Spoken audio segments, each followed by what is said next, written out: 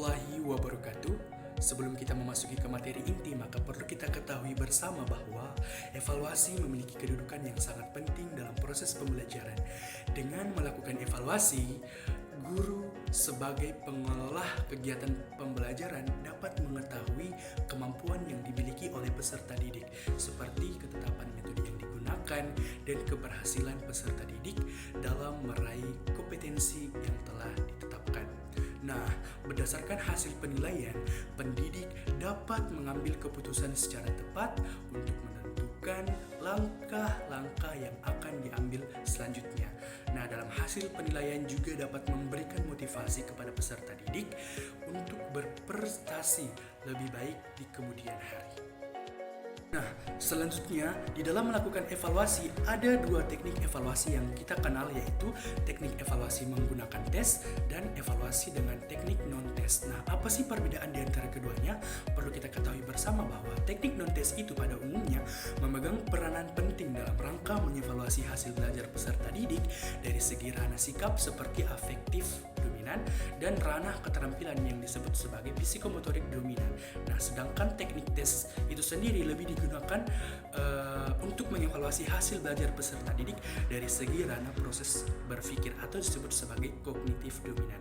Nah, pada kali ini saya akan memaparkan materi mengenai teknik penilaian non-tes secara lebih mendalam, baik pengertian, bentuk-bentuknya maupun penggunaan dalam menilai hasil belajar. Nah, yang pertama adalah pengertian instrumen non-tes. Dalam pengertian umum, alat adalah suatu yang dapat digunakan untuk mempermudah seseorang dalam melaksanakan tugas atau mencapai tujuan secara lebih efektif dan efisien. Kata alat bisa disebut juga dengan istilah instrumen. Nah, teknik non-tes adalah suatu alat penilaian yang biasanya dipergunakan untuk mendapatkan informasi tertentu tentang keadaan peserta tes. Nah, bisa dalam bahasa Inggris disebut dengan tes ya, dengan tidak menggunakan tes. Hal ini berarti bahwa jawaban yang diberikan oleh peserta tes tidak bisa dikategorikan sebagai jawaban benar atau salah sebagaimana interpretasi jawaban tes. Dengan teknik non-tes, maka penilaian atau evaluasi hasil belajar peserta didik dilakukan tanpa menguji peserta didik, melainkan dilakukan dengan cara tertentu. Nah, berdasarkan pengertian-pengertian di atas, maka instrumen evaluasi jenis non-tes diartikan sebagai sesuatu yang digunakan untuk mempermudah pihak-pihak tertentu untuk memperoleh kualitas atau suatu objek dengan tidak menggunakan tes.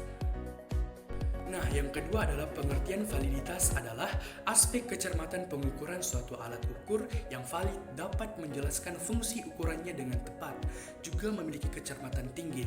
Arti kecermatan di sini adalah dapat mendeteksi perbedaan-perbedaan kecil yang ada pada atribut yang diukurnya.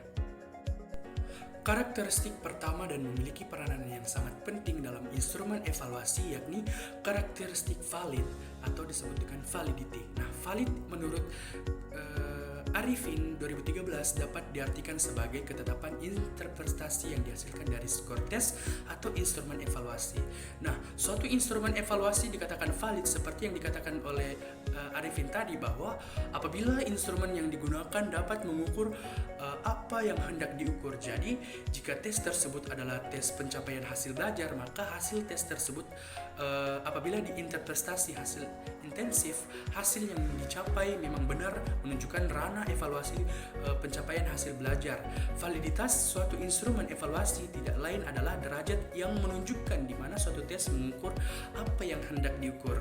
Nah, validitas suatu instrumen evaluasi mempunyai beberapa makna penting, diantaranya yang pertama, validitas berhubungan dengan ketetapan interpretasi hasil tes atau instrumen evaluasi untuk grup individual dan bukan instrumen itu sendiri. Yang kedua, validitas diartikan sebagai derajat yang menunjukkan kategori yang sangat mencakup kategori rendah, menengah, dan tinggi.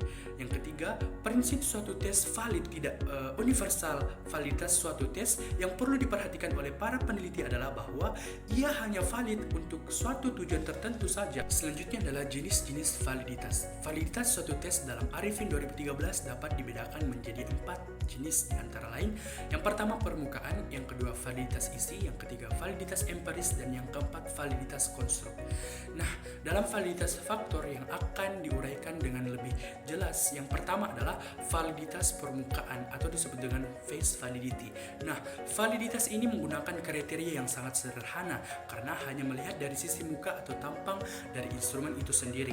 Artinya, jika suatu tes secara sepintas telah dianggap baik untuk mengungkapkan fenomena yang akan diukur, maka tes tersebut sudah dapat dikatakan memenuhi syarat validitas permukaan, sehingga tidak perlu lagi adanya judgement mendalam. Yang kedua adalah validitas isi atau disebut sebagai content validity. Nah, validitas isi ini berhubungan dengan kesanggupan tes untuk mengukur isi yang seharusnya diukur. Validitas ini sering digunakan dalam penilaian hasil belajar. Tujuan utamanya adalah untuk mengetahui sejauh mana peserta didik menguasai materi pembelajaran yang telah disampaikan dan perubahan-perubahan psikologis apa yang timbul pada diri peserta didik tersebut setelah mengalami proses pembelajaran tertentu. Nah, jika dilihat dari kegunaannya dalam penilaian hasil belajar, validitas ini sering juga disebut validitas kurikuler atau validitas perumusan. Selanjutnya adalah pengertian dari reliabilitas. Menurut Surya Brata dalam Sudiono 2005, reliabilitas menunjukkan sejauh mana hasil pengukuran dengan alat tersebut dapat dipercaya. Hasil pengukuran harus reliable, dalam artian harus memiliki tingkat konsistensi dan kemantapan. Hal tersebut bisa berupa pengukuran dari alat ukur yang sama seperti tes dengan tes ulang, sehingga akan memberikan hasil yang sama. Reliabilitas tidak sama dengan validitas, artinya pengukuran yang dapat diandalkan akan mengukur secara konsisten, tetapi belum tentu mengukur apa yang seharusnya diukur. Nah, dalam penelitian ini, reliabilitas adalah sejauh mana pengukuran dari suatu tes tetap konsisten setelah dilakukan berulang-ulang terhadap subjek dan kondisi yang sama, sehingga penelitian dianggap dapat diandalkan bila memberikan hasil yang konsisten untuk pengukuran yang sama, dan juga tidak bisa diandalkan bila pengukuran yang berulang itu memberikan hasil yang berbeda-beda. Nah, selanjutnya adalah analisis instrumen non-tes. Berikut ini akan dijelaskan cara menganalisis validitas dan reliabilitas dari instrumen non-tes. Sehingga menurut Yuno dan Koni pada tahun 2012, yang pertama adalah pengujian validitas instrumen. Nah, teknik pengujian yang sering digunakan para peneliti untuk uji validitas adalah menggunakan korelasi Biverty person atau disebut sebagai product moment person. Nah, analisis ini dengan cara mengkolerasikan masing-masing skor item dengan skor total, sehingga skor total adalah penjumlahan dari keseluruhan item-item pertanyaan yang berkolerasi signifikan dengan skor total menunjukkan bahwa item-item tersebut mampu memberikan dukungan dalam mengungkap apa yang ingin diungkap, sehingga dalam ilmu pakar yaitu Aswar dalam Uno dan Koni 2012 mengatakan bahwa kalau skor butir bukan di dikotomi tetapi berskala interval, maka teknik korelasi produk momen dapat digunakan. Kemudian untuk melihat hasil pengujian valid atau tidak, hasil perhitungan validitas dibandingkan dengan tabel harga kritik, sehingga koefisien korelasi produk momen dari semua item kemudian dibandingkan dengan beberapa bentuk untuk mengetahui validitas masing-masing item. Uji coba 2 sisi dengan sig 0,05 jika maka item bersangkutan dinyatakan valid, sebaliknya jika maka item bersangkutan dinyatakan tidak valid. Nah, formula statistik yang digunakan dalam analisis validitas butir non-test digunakan korelasi produk momen. Model formula statistik sebagai berikut. Nah, keterangannya adalah R menunjukkan nilai korelasi produk momen, N menunjukkan banyaknya responden, X menunjukkan skor butir, Y menunjukkan skor total butir. Nah, sebagai gambaran perhitungan diperlihatkan cara menghitung secara manual sebagai berikut. Nah, pertama diperlukan tabel kerja. Selengkapnya pengujian tiap item dapat dilihat dalam instrumen adalah sebagai berikut.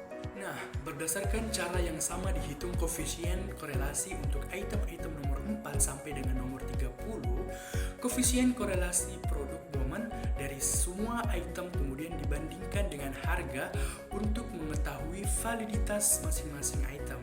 Jika maka item bersangkutan itu dinyatakan valid, begitupun sebaliknya jika item bersangkutan dinyatakan tidak valid, sehingga harga dari masing-masing item beserta perbandingannya dengan keputusan validitas item itu adalah seperti tercantum pada tabel tersebut. Nah, itulah pemaparan dari saya, dan saya memohon maaf apabila ada kekurangan. Wabillahi taufiq wal hidayah. Wassalamualaikum warahmatullahi wabarakatuh.